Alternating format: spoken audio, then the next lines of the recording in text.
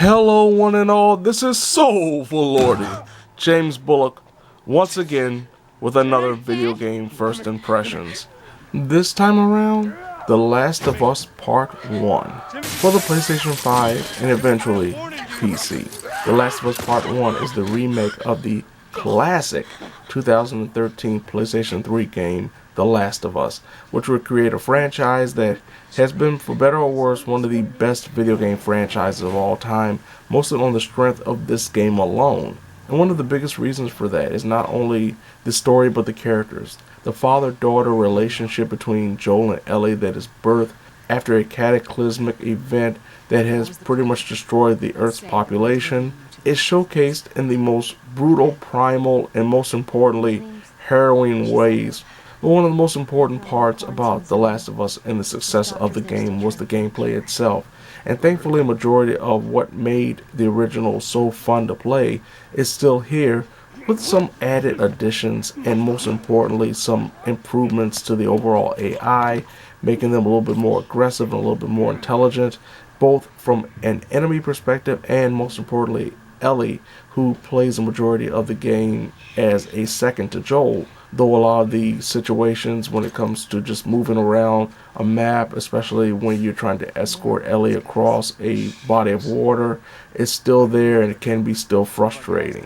One of the most interesting aspects when it comes to the gameplay systems isn't necessarily the changes of the general gameplay, but the additions like permadeath mode or being able to focus on having a speed run. There are also more accessibility options in the second part, Last of Us Part 2, that had some of the best accessibility options you can find in a video game, even to this day. And they took a lot of that and put that in this, which I think is absolutely masterful. The general graphics and the resolution have all been upgraded. The lighting is so much better in this version compared to the PS3 version and even the PS4 remaster. And as expected, technically the game is very, very good. No frame rate drops, no hard crashes or the like.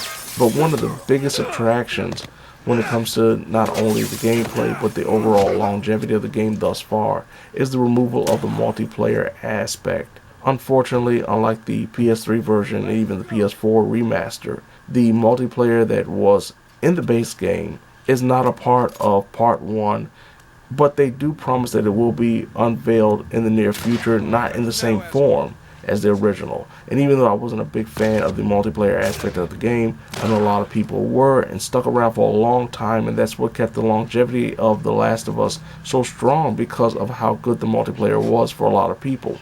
Thankfully, they did add the Left Behind DLC that was an expansion pack that focused on Ellie and her friend Riley, pretty much in their last days of friendship. Overall, The Last of Us Part 1 is pretty much a bare bones remaster, even though they want to call it a remake. Though it does add a lot of things in terms of a few gameplay elements and accessibility options, a majority of what you experienced in the 2013 game, either on the PlayStation 3 or the PlayStation 4, is the same thing you're going to experience here. There are no real expansions when it comes to the story or the narrative or new levels or new enemies or the like. You don't have any more dialogue or cutscenes between Joel and Ellie. It's the same game, just with a few different features to make things a lot more visceral and a little bit better without taking away the heart and the soul of what was one of the best games of all time in a lot of people's opinions. But I will say this, even though it is a great remake, or really a remaster, the fact is if you have the 2013 version, you have the PS4 version, there's no real reason that you have to pick this up, especially right now at a full price of $70. This is something that you can wait on. If it goes on sale, get it later, unless you do not have either version. If you don't have the PS3 version, you don't have the PS4 version, this is the way to go, especially if you don't care about multiplayer. But if you do, just wait until it's on sale. It's really nothing about this game that makes me say that someone should go out and buy it at a store if they already have those two versions. So there you have it. This has been Soulful Lordy, James Bullock, once again with another video game first impressions. The Last of Us Part 1 for the PlayStation 5 and eventually PC.